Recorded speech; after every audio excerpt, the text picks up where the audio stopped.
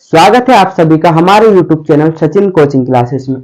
आज हम देखेंगे जन्म नियंत्रण की तकनीकें। तो जन्म नियंत्रण की तकनीकें क्या होती है? तो बेसिकली दो होती है, एक होती है स्थायी और दूसरी होती है अस्थायी। तो अब हम पहले देखेंगे अस्थायी विधियां। अस्थायी विधियां कौन कौन सी होती है जन्म नियंत्रण की? तो जन्म नियंत्रण की विधियां देखेंगे। पहली होती है प्राकृतिक विधि। प्राकृतिक विधि इसमें क्या क्या होती है? इसमें होती है आवधिक आत्मसंयम। कौन सी होती है? आवधिक आत्मसंयम। दूसरा आंतरिक मैथुन या बाह्य संकल्प। तीसरी होती है स्तनपान अनाहतव। तो इनके मतलब अभी मैं आगे बताऊंगा आपको पूरे डिटेल से, ठीक है। दूसरी विधि होती है यांत्रिक या रोधक। ये हमारी जन्म नियंत्रण की तकनीक है। और तीसरी है हमारी रासायनिक। चौथी है आईयूडी या आईयूसीडी या प्रत्यारोपण। और चौथी के बाद पांचवी आएगी हमारी गर्भ निरोधक गोलियां। ये गोलियां क्या होती है, ठीक है। और स्थायी विद्या में हमें सिर्फ दो ही पढ़ना है। पहली होती है वेसेक्टोमी और दूसरी होती है ट्यूबेक्टोमी। ये दो ही हमें मेनली देखना है। तो हम देखेंगे प्राकृतिक विधियां, ठीक है। और ये जन्म नियंत्रण तकनीकें क्यों अपनाई जाती? तो क्यों अपनाई जाती है? तो ये अपनाई जाती है अनचाहे गर्भाधारण को रोकना। अनचाहे गर्भ धारण को रोकना।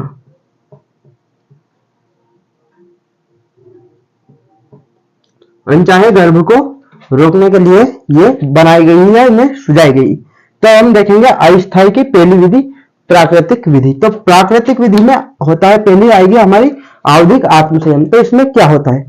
तो इसमें क्या होता है, स्त्री में अंडोत्सर्ग की प्रक्रिया होती है। आपने पढ़ा होगा अंडोत्सर्ग की प्रक्रिया होती है 14वें दिन। कौन से दिन होती है? 14वें दिन। तो इससे 4 दिन पहले और 4 दिन बाद अंडोत्सर्ग के ये 14 दिन क्या होगा? अंडोत्सर्ग।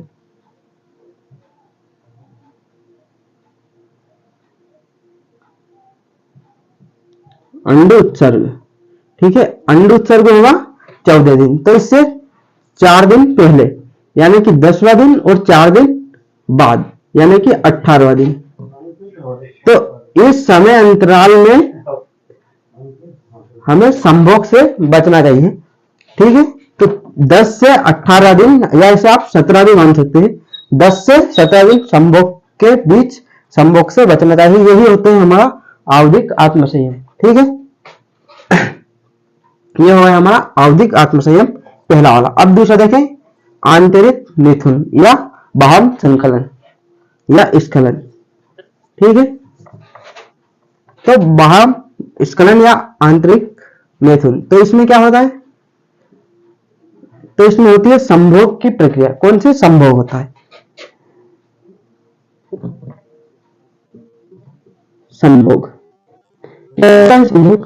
तो संभोग वह प्रक्रिया है जिसमें नर अपने शिशन को मादा जनन योनि में प्रवेश कराता है। तो इसे कहते हैं संभोग, ठीक है। संभोग के दौरान जब नर अपने शिशन को मादा योनि में प्रवेश करता है, इसका अंतिम चरण होता है, क्या होता है? वीर्य सेचन। वीर्य सेचन। तो वीर्य सेचन के तुरंत पहले, वीर्य सेचन के पहले वीर्य सेचन के पहले नर अपने लिंग को मादा जनन योनि से निकाल ले। लिंग को योनि से बाहर निकाल लेता है, ठीक है। तो ये होता है हमारा आंतरिक मैथुन या बाह्य स्खलन। क्या होता है इसमें? संभोग की प्रक्रिया होती है। इसमें नर वीर्य सेचन से ठीक पहले, वीर्य सेचन के तुरंत पहले अपना लिंग मादा की योनि से निकाल लेता है। इसे ही कहते हैं आंतरिक मैथुन या बाह्य संकलन, ठीक है। तो यह हुआ हमारा दूसरा आंतरिक मैथुन या बाह्य स्खलन। अब इसके बाद देखेंगे हम तीसरा। तीसरा क्या है हमारा? स्तनपान अनाहतव। ये तीसरा है।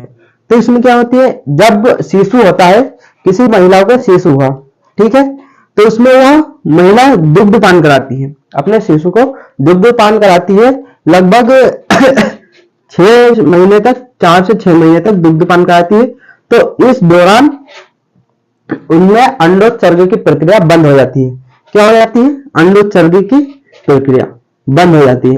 तो यहाँ पर ये अस्थायी रूप से गर्भधारण की क्षमता, गर्भधारण तो होगा नहीं क्योंकि अंडोत्सर्ग की प्रक्रिया रुक जाएगी, ठीक है। तो इसमें है 4 से 6 माह अंडोत्सर्ग, अंडोत्सर्ग बंद हो जाता है, अंडोत्सर्ग बंद हो जाता है, ठीक है। तो ये हो गई हमारी तीनों विधियां। अब हम देखेंगे यांत्रिक विधियां। तो क्या होता है ये यांत्रिक अवरोधक? तो इसमें होता है शुक्राणु को अंडाणु के पास जाने से रोका जाता है। शुक्राणु को अंडाणु के पास जाने से रोक दिया जाएगा तो गर्भधारण तो होगा नहीं, जन्म होगा नहीं, इसलिए इसको नियंत्रण कर लेगी। तो इसमें हम देखेंगे क्या क्या होता है। तो इसमें आएगा पहला कॉन्डम या निरोध बोल सकते हैं हम इन्हें। तो ये क्या होता है? यह रबड़ का बना होता है, ठीक है, और इसका उपयोग करते हैं, पुरुष उपयोग करते हैं इसका। इसे सीसन पर पहन लिया जाता है। जैसे कि आप कैसा होता है, हम देखेंगे ये ऐसा होता है, एक मुंह चौड़ा होता है और ये इधर से एक मुंह यूं पतला होता है, ठीक है। तो इसे सीसन के ऊपर पहन लिया जाता है, रबड़ का बना होता है और ठीक है। इससे क्या होता है? इससे शुक्राणु अंडाणु के पास नहीं जाता है या मादा जनन योनि में नहीं जा पाता है।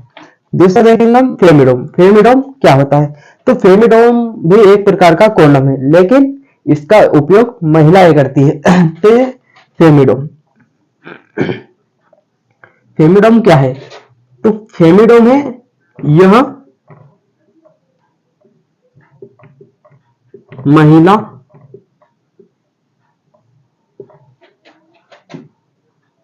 के लिए कॉन्डोम है, ठीक है।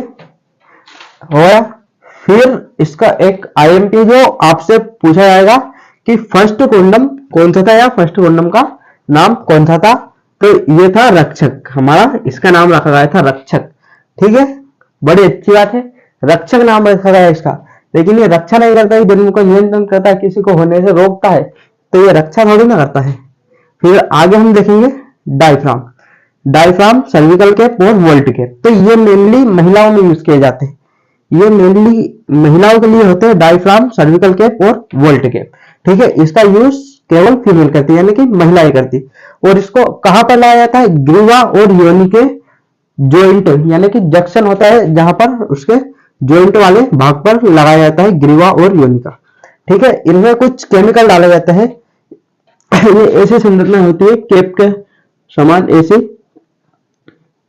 संरचनाएं होती है, या ऐसे मान लो ये ऐसी संरचनाएं होती है।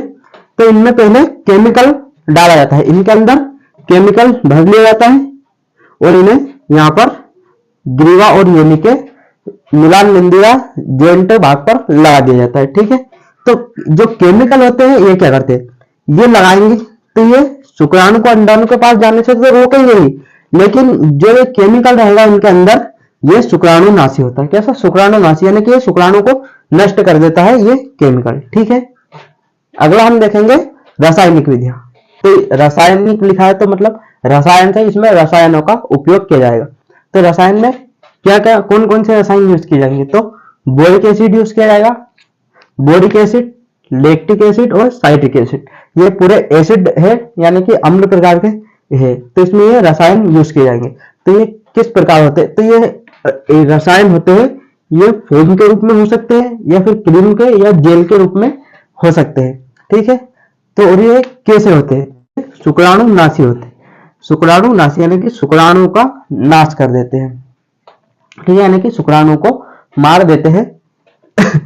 और कार्य, इनका कार्य क्या है? शुक्राणु को ये किस तरह से मारते हैं देखिए। तो शुक्राणु में, शुक्राणु जाएगा मादा जनन योनि में और वहां पर ये एसिड लगा लिए जाते हैं, महिला द्वारा या डॉक्टर के द्वारा लगा दिया जाता। तो ये एसिटिक मतलब केमिकल है, जो भी साइट्रिक एसिड लिखा है यहाँ पर, तो ये साइट्रिक एसिड लगाया है, तो ये शुक्राणु के पास ऑक्सीजन को नहीं पहुंचने देगा, ऑक्सीजन को शुक्राणु के पास नहीं पहुंचने देगा। जब ऑक्सीजन नहीं पहुंचेगी शुक्राणु के पास तो वह अपने आप नष्ट हो जाएगा, यानी कि शुक्राणु का नाश हो जाएगा। ठीक है, तो ये एसिड है, कौन सा, बोरिक एसिड है, लैक्टिक एसिड है और साइट्रिक एसिड है। तो ये है हमारे रसायन है, इनके द्वारा हम जन्म नियंत्रण की तकनीक की जाती है रासायनिक विधि द्वारा। तो ये कौन कौन से फॉर्म में होते हैं, एक तो फॉर्म के रूप में होते हैं, क्रीम के रूप में भी होते हैं और जेल के रूप में भी होते हैं। ठीक है, चौथी विधि आईयूडी या आईयूसीडी। तो सबसे पहले देखेंगे इनका पूरा नाम क्या होता है। तो इनका पूरा नाम होता है इंट्रा यूटेरनल डिवाइस, यानी कि अंतरा गर्भाशय युक्ति। दूसरा होता है आईयूसीडी, ये एक ही है दोनों, लेकिन इसके नाम दो है। इंट्रा यूटरनल कॉन्ट्रासेप्टिव डिवाइस, यानी कि अंतः गर्भाशय गर्भ निरोधक युक्ति। ठीक है, तो इसको का उपयोग कैसे किया जाता है, तो इसे गर्भाशय में लगाया जाता है, महिलाओं द्वारा इसे गर्भाशय में लगाया जाता है, ना कि महिलाओं के गर्भाशय में लगाया जाता है। और इसे महिलाएं स्वयं नहीं लगाती, इसमें या तो आप डॉक्टर की सलाह लेंगे, या तो डॉक्टर से लगवाएंगे या फिर किसी नर्स से लगवाएंगे। ठीक है, और भारत में सबसे ज्यादा जन्म तकनीक के रूप में इसे ही प्रयोग किया जाता है। कौन सा, आईयूडी या आईयूसीडी। आईयूडी या आईयूसीडी को भारत में जन्म नियंत्रण तकनीक के रूप में सबसे ज्यादा उपयोग में लाया जाता है या इस्तेमाल किया जाता है। हम देखेंगे आईयूडी के प्रकार। तो आईयूडी 3 प्रकार की होती है। कितने प्रकार की होती है, 3 प्रकार। कौन कौन सी होती है, औषधि रहित, यानी कि इनमें कोई भी औषधि यानी कि मेडिकल के सामान नहीं रहेंगे, यानी कि रसायन नहीं रहेंगे किसी भी प्रकार के औषधि रहित में। फिर आएगी कॉपर मोचक, यानी कि जो ऐसी चीजें जो कॉपर को रिलीज करेगी, कॉपर सुना होगा आपने, वो कॉपर को रिलीज करेगी, यानी कि वो निकालेगी कॉपर को।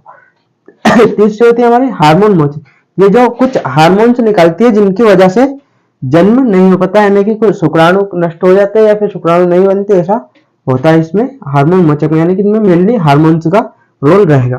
तो अब इनके एग्जांपल देखेंगे। औषधि रहित यानी कि नॉन मेडिकेटेड, इसमें आपको एक ही एग्जांपल याद करना है, क्या, लिपिस लूप।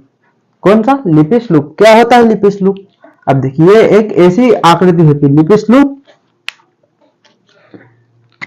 ऐसी आकृति होती है, ऐसी होती है, कैसी, ऐसी आड़ी टेढ़ी होती है ऐसी, और यहाँ पर एक सुई जैसा होता है यहाँ पर, है ना, तो ये होती है लिपिस लूप। क्या होती है, लिपिस लूप, ये इसका एग्जांपल हुआ है। ठीक है, कॉपर टी है, यानी कि ये कॉपर की बनी होती है, कॉपर की बनी होती है और इसकी आकृति टी के आकार होती है। कॉपर मोचन में देखेंगे हम पहला एग्जांपल कॉपर टी, तो ये कॉपर टी यानी कि कॉपर की बनी होती है और टी के आकार की होती है। कैसी, ऐसी होती है टी के आकार की, ये, तो इसलिए हमने इसे बोल दिया कॉपर टी, क्योंकि ये कॉपर की बनी होती है। और कॉपर 7, ये कॉपर 7 भी कॉपर टी के जैसी होती है, कॉपर 7 रिलीज करती है, इसलिए इसका नाम 7 रख दिया। और मल्टीलोड 375, ठीक है, ये इसके उदाहरण हो गए कॉपर मोचक के, यानी कि कॉपर रिलीजिंग के। फिर हार्मोन मोचक में आपको रखना है प्रोजेस्टा सर्ट और LNG-20, ये 2 एग्जाम्पल है।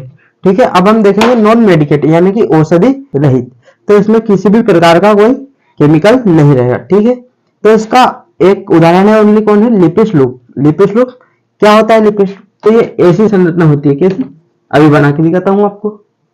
तो ये ऐसी संरचना होती है, ऐसी लिपिस, देखा ऐसी होती है। यहाँ पर एक सुई की पिन मान लो, कुछ भी ऐसा लगा होता है, इधर भी एक धागे जैसी संरचना निकलती है, तो ये होता है। इसे कहाँ लगाया जाता है, इसे गर्भाशय में लगाया जाता है, महिला के गर्भाशय में लिपिस लूप को लगाया जाता है। कहाँ पर, गर्भाशय में। ठीक है, और ये जो है ना औषधि रहित, इसमें कोई भी रसायन रिलीज नहीं होता है। ठीक है, कोई भी रसायन रिलीज नहीं होता, तो इसमें हम डालते हैं, फिर इसमें हम बेरियम सल्फेट डालते हैं। क्या डालते हैं, बेरियम सल्फेट, किसमें, लिपिस लूप में। क्या होता है, इसमें बेरियम सल्फेट डालते हैं। तो ये बेरियम सल्फेट क्या करता है, बेरियम सल्फेट हमारे शरीर में WBC होती है, नाम सुना है आपने, WBC, ये क्या है, व्हाइट ब्लड सेल्स। ठीक है, तो इसका एक प्रकार होता है, इसमें होती है एक प्रकार की भक्षण कोशिकाएं। कौन सी, भक्षण कोशिकाएं। तो जो ये भक्षण कोशिकाएं होती है ये अट्रैक्ट करती है, कौन, बेरियम सल्फेट भक्षण सेल को अट्रैक्ट करता है, यानी कि अपनी ओर आकर्षित करता है भक्षण सेल को। फिर ये भक्षण सेल आ जाएगी, ठीक है, भक्षण सेल आ जाएगी तो ये शुक्राणु का भक्षण कर लेगी। जब ये भक्षण सेल को आकर्षित करेगी तो शुक्राणु का भक्षण कर लेगी, कौन, ये भक्षण सेल फिर शुक्राणुओं का भक्षण कर लेगी। तो इस प्रकार लिपिस लूप कार्य करती है। कौन करती है, लिपिस लूप कार्य करती है। तो ये इसका कार्य क्या है, शुक्राणु का भक्षण करना। कैसे जन्म नियंत्रण करती है, शुक्राणु का भक्षण करके। कौन सी, नॉन मेडिकेट, इसमें लिपिस लूप देखा हमने, तो ये शुक्राणु का भक्षण करती है। क्या करती है, भक्षण करती है। ठीक, तो अब हमारे पास बची है दो, कौन कौन सी, कॉपर मोचन और हार्मोन मोचन। तो अभी हम अगली क्लास में देखेंगे, अभी टाइम हो गया है। तो अगर आपको हमारी वीडियो लगी हो अच्छी तो हमारे चैनल को सब्सक्राइब कीजिए और वीडियो को लाइक कीजिए।